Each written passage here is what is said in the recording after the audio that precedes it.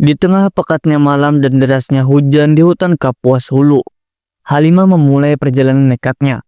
Tak pernah menyangka bahwa langkah-langkahnya akan membawanya bertemu dengan sesuatu yang tak berasal dari dunia ini.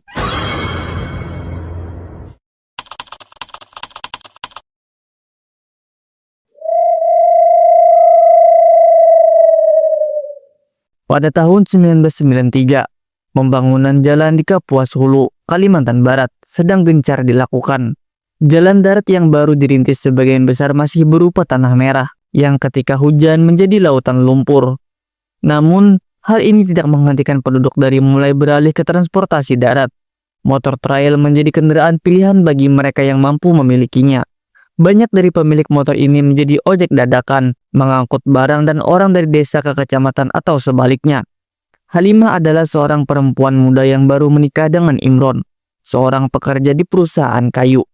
Setelah menikah, Halimah pindah ke desa tempat Imron tinggal, yang berjarak sekitar 3 jam perjalanan motor dari kecamatan. Desa itu terpencil, dikelilingi hutan lebat, dengan jalan yang penuh tantangan.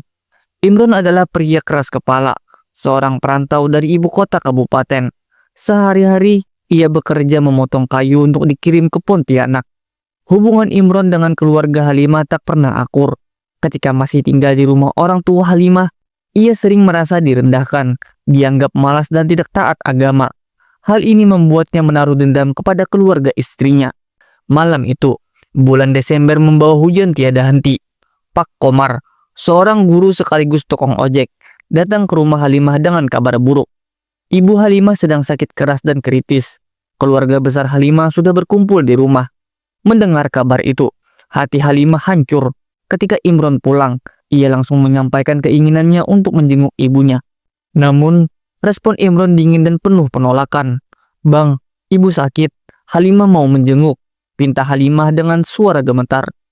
"Jangan risau Halimah, ibumu itu juga akan segera sembuh," jawab Imron tanpa menunjukkan rasa peduli. "Tapi bang, Halimah mau ketemu ibu, sekali ini saja." "Kau mau tinggalkan aku sendiri? Sudah, jangan mengada-ngada," bentak Imron. "Kalau abang mau, abang bisa ikut dengan Halimah. Aku sibuk bekerja. Sudah, kau di sini saja." Malam itu, Halimah menangis diam-diam. Ia merasa tak berdaya menghadapi kerasnya hati suaminya. Tetapi bagi Halimah, ibunya tetaplah sosok yang sangat penting. Ia ingin berada di sisi ibunya di saat-saat terakhir. Ketika malam semakin larut dan Imron tertidur, Halimah memutuskan untuk pergi diam-diam. Dengan tekad bulat, ia keluar rumah membawa sebuah senter dan mandau sebagai perlindungan. Jalanan desa sudah gelap gulita, tidak ada cahaya. Hanya bunyi serangga malam dan rintik hujan yang menemani langkahnya. Ketika mencapai batas desa, ia memotong daun pisang untuk melindungi dirinya dari hujan. Di tengah perjalanan, terdengar suara motor mendekat. Sebuah cahaya lampu motor menerangi jalan. Pengendara itu berhenti di dekatnya. "Halimah, kaukah itu? Mau kemana kau malam-malam begini?" Suara itu berasal dari Pak Komar. Halimah mengenali motor Yamaha YT milik Pak Komar. "Mau ke kecamatan, Pak?" jawab Halimah dengan nada lelah. "Di jam segini? Kau tahu ini sudah hampir tengah malam kan?" Pak Komar melirik jam tangannya yang menunjukkan pukul 11. "Ibu saya sakit, saya harus ke sana." Pak Komar mengangguk, mengerti situasi yang dihadapi Halimah. "Naiklah Halimah, biar saya antar." "Saya tak punya ongkos, Pak," ujar Halimah ragu. "Tak apa, gratis, kau butuh bantuan." Motor Pak Komar melaju perlahan di jalan tanah yang basah dan licin. Hujan rintik masih turun, membuat udara malam semakin dingin menusuk. Halimah duduk diam di jok belakang, memegang erat pegangan motor, sementara pikirannya melayang-layang ke keadaan ibunya. "Pak, apa bapak tidak keberatan kembali ke kecamatan malam-malam begini?" tanya Halimah, mencoba memecah kesunyian. Pak Komar tersenyum tipis. "Kalau membiarkanmu jalan kaki di hutan malam-malam begini itu lebih berbahaya. Sudah menjadi tugas saya untuk membantu sesama." Halimah merasa terharu mendengar jawaban itu. Dalam hati, ia bersyukur Tuhan mengirimkan pertolongan di saat yang tidak disangka. Mereka terus melaju, menembus pekatnya malam. Namun perjalanan itu bukan tanpa hambatan. Ketika motor mulai memasuki hutan, suasana berubah drastis. Di kanan kiri jalan, pohon-pohon besar menjulang tinggi. Dahan dan rantingnya seperti cakar yang mengancam. Udara terasa lebih dingin, dan suara binatang malam semakin nyaring, seolah memperingatkan akan bahaya. Apakah kamu pernah mendengar cerita tentang ojek gaib, Halimah? Tanya Pak Komar tiba-tiba. Halimah terkejut dengan pertanyaan itu. Pak, jangan cerita yang aneh-aneh. Ini sudah gelap. Jawabnya dengan nada tak nyaman. Pak Komar tertawa kecil, tetapi matanya tetap waspada pada jalan di depannya. Bukan bermaksud menakutimu, tapi hutan ini memang terkenal angker. Banyak cerita tentang orang yang diganggu makhluk halus di sini. Halimah diam. Cerita itu membuat bulu kuduknya berdiri. Ia mencoba mengalihkan pikiran, fokus pada lampu motor yang menerangi jalan berlumpur di depan mereka. Tiba-tiba, motor berhenti mendadak. Halimah hampir kehilangan keseimbangan. Kenapa, Pak? Tanyanya cemas. Ban bocor, jawab Pak Komar sambil turun memeriksa roda belakang. Pak Komar mengeluarkan alat-alat dari tasnya. Untungnya, ia sudah terbiasa menghadapi situasi seperti ini. Namun Halimah merasa gelisah. Hutan semakin gelap, dan perasaannya mengatakan ada sesuatu yang tidak beres. Pak, cepat ya, ucap Halimah sambil memandang sekeliling. Pak Komar mengangguk sambil mempercepat pekerjaannya. Namun tak lama kemudian, Halimah melihat sesuatu yang aneh dari kejauhan. Cahaya kecil seperti api menyala-nyala di udara, bergerak perlahan mendekati mereka. Pak, itu apa? Tanya Halimah sambil menunjuk ke arah cahaya. Pak Komar menoleh, dan wajahnya langsung berubah serius. Tetap di sini, jangan bergerak, ujarnya tegas. 3 bola api itu semakin mendekat, melayang di udara dengan gerakan yang tidak alami. Halimah merasa napasnya tertahan. Ia belum pernah melihat hal seperti ini sebelumnya. Pak Komar berdiri di depan motor, menatap bola-bola api itu dengan tenang. Lalu dengan langkah mantap, ia maju ke arah mereka. Bola api itu tampak berhenti, seolah menyadari keberadaan Pak Komar. Halimah menyaksikan dengan mata lebar ketika Pak Komar merapal sesuatu dalam bahasa yang tidak ia mengerti. Tiba-tiba, bola-bola api itu pecah menjadi ribuan cahaya kecil, seperti kunang-kunang yang berterbangan ke udara sebelum hilang dalam kegelapan. Cepat naik Halimah, kita harus segera pergi sekarang, ujar Pak Komar sambil menyalakan motor. Tapi bannya, Halimah bingung karena tadi Pak Komar belum selesai mengganti ban. Sudah beres, naiklah. Suaranya tegas, membuat Halimah tak punya pilihan lain selain menurut. Motor kembali melaju, tetapi kali ini dengan kecepatan lebih tinggi. Halimah merasakan ketegangan yang berbeda dari Pak Komar. Ia seperti sedang berusaha melarikan diri dari sesuatu. Pak, itu tadi apa? Tanya Halimah akhirnya, tidak tahan dengan rasa penasarannya. Penjaga hutan. Mereka tidak suka orang asing lewat malam-malam seperti ini, jawab Pak Komar singkat. Halimah merinding. Ia mendengar suara-suara aneh dari balik pepohonan di kanan kiri jalan, seolah ada sesuatu yang bergerak, mengikuti mereka dari kejauhan. Jangan takut Halimah, aku akan memastikan kau sampai dengan selamat, ujar Pak Komar seolah membaca pikirannya. Namun, ketenangan itu tidak bertahan lama. Dari arah depan, puluhan bola api melayang, membentuk barisan yang menutupi jalan. Kali ini, mereka tampak lebih besar dan lebih terang. Pak Komar mempercepat motor, tetapi bola-bola api itu meluncur ke arah mereka seperti menyerang. Motor kehilangan kendali, dan Halimah terjatuh ke tanah basah. Ia meringis kesakitan, tubuhnya terasa remuk. Dari tanah, Halimah melihat bola-bola api itu berkumpul menjadi satu, membentuk sosok tinggi besar dengan kulit hitam legam dan mata merah menyala. Sosok itu mendekati Pak Komar, lalu mencengkram lehernya. Pak, teriak Halimah, tetapi suaranya tenggelam dalam keheningan hutan. Sosok itu menoleh ke arahnya, membuat tubuh Halimah membeku ketakutan. Namun sebelum makhluk itu sempat mendekat, suara motor lain terdengar memecah kesunyian. 5 motor muncul dari arah belakang, dikendarai pria-pria berbaju hitam. Sosok besar itu tampak panik.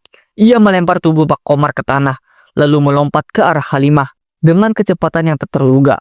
Ia menyambar tubuh Halimah dan berlari ke dalam hutan. Makhluk itu berlari dengan kecepatan luar biasa, membawa Halimah dalam cengkeramannya. Pepohonan berlalu seperti bayangan kelam, dan suara langkah kaki makhluk itu menggema di antara gemerisik daun dan gemuruh hujan. Halimah merasa sulit bernapas, tubuhnya terguncang hebat, dan cengkeraman di lengannya begitu kuat hingga terasa seperti meremukkan tulangnya. Ia mencoba meronta, tetapi usahanya sia-sia. Lepaskan aku, teriaknya dengan suara yang lemah.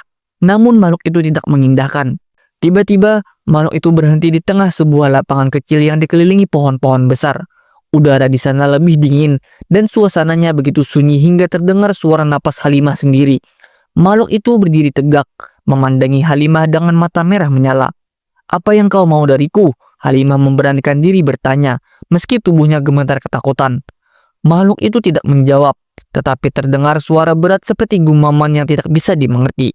Di sekeliling mereka, bayangan-bayangan hitam mulai muncul, bergerak mendekat dengan gerakan yang tidak wajar. Halimah memejamkan mata, berharap ini semua hanya mimpi buruk yang akan segera berakhir. Namun suara gemuruh motor dari kejauhan membangunkan Jan dari ketakutan. Dari arah hutan, 5 motor yang dikendarai pria-pria berbaju hitam muncul kembali. Lampu motor mereka menerangi lapangan kecil itu, membuat bayangan makhluk-makhluk hitam di sekitarnya menghilang seperti asap yang tertiup angin. Salah satu pria itu turun dari motornya dan mendekati makhluk besar yang mencengkeram Halimah. Ia membawa sesuatu yang tampak seperti keris dengan ukiran kuno di gagangnya. "Lepaskan dia," kata pria itu dengan suara yang tegas. Makhluk itu menggeram. Suaranya seperti lolongan binatang buas. Namun pria itu tetap tenang. Ia merapal sesuatu dalam bahasa yang tidak bisa dipahami Halimah. Suara itu seperti nyanyian, tetapi dengan nada yang menggetarkan. Makhluk itu tampak terganggu. Cengkeramannya pada Halimah melemah, memberi Halimah kesempatan untuk melarikan diri. Ia jatuh ke tanah dan segera merangkak menjauh, meski tubuhnya masih gemetar. Pria-pria lainnya maju, membentuk lingkaran di sekitar makhluk itu. Mereka semua memegang benda yang tampak seperti jimat atau senjata tradisional. Ritual aneh ini berlangsung cepat. Makhluk besar itu berusaha melawan, tetapi serangan mereka begitu terkoordinasi. Halimah hanya bisa menyaksikan dengan mata lebar. Ia tidak mengerti apa yang sedang terjadi. Tetapi satu hal yang pasti, makhluk itu tidak bisa melawan kekuatan pria-pria itu. Dengan teriakan terakhir yang menggema di hutan, tubuh makhluk itu pecah menjadi ribuan bola cahaya kecil, sama seperti yang Halimah lihat sebelumnya. Cahaya-cahaya itu berterbangan, lalu menghilang di udara. Salah satu pria mendekati Halimah yang masih terduduk lemah di tanah. "Kau baik-baik saja?" tanyanya dengan suara lembut. Halimah mengangguk, meskipun tubuhnya masih gemetar. "Apa itu tadi?" tanyanya pelan. "Makhluk itu penjaga wilayah ini. Ia tidak suka dengan orang asing yang melintas, terutama di malam hari. Tapi kau tak perlu khawatir, semuanya sudah selesai." Pak Komar muncul dari balik pepohonan, berjalan dengan sedikit pincang. "Maafkan aku, Halimah, aku tidak bisa melindungimu dengan baik tadi," ucapnya dengan nada penuh penyesalan. "Tak apa-apa, Pak, saya hanya ingin pulang," jawab Halimah sambil menahan air mata. Pria-pria berbaju hitam itu membantu Halimah naik ke motor Pak Komar. Mereka memastikan semuanya aman sebelum membiarkan mereka pergi. Motor kembali melaju, kali ini dengan kecepatan yang lebih lambat. Saat Halimah sampai di rumah ibunya, harinya sudah menjelang subuh. Rumah itu masih penuh dengan kerabat yang berkumpul. Tanpa pikir panjang, Halimah berlari masuk langsung menuju kamar ibunya. Ibunya terbaring lemah di atas kasur. Wajahnya pucat, tetapi ia tersenyum melihat kedatangan Halimah. "Akhirnya kau datang, Nak," ucapnya dengan suara lirih. Halimah menggenggam tangan ibunya. Air mata mengalir di pipinya. "Maafkan aku, Bu, karena terlambat." "Tidak, kau datang tepat waktu," jawab ibunya. "Sekarang aku bisa pergi dengan tenang." Beberapa saat kemudian, ibunya menghembuskan nafas terakhir di pelukan Halimah. Tangis pecah di seluruh ruangan, tetapi Halimah merasakan ketenangan. Ia tahu ibunya telah pergi dengan damai. Namun di balik semua itu, pertanyaan besar tetap menghantuinya. Siapakah sebenarnya Pak Komar yang mengantarnya malam itu, sedangkan Pak Komar yang asli baru saja datang bersama Imron? Dan siapa sosok yang menolongnya di tengah malam? Halimah tidak pernah mendapatkan jawaban pasti, tetapi ia yakin satu hal, perjalanan itu bukanlah kebetulan. Mungkin itu adalah jemputan yang dikirimkan oleh ibunya sendiri.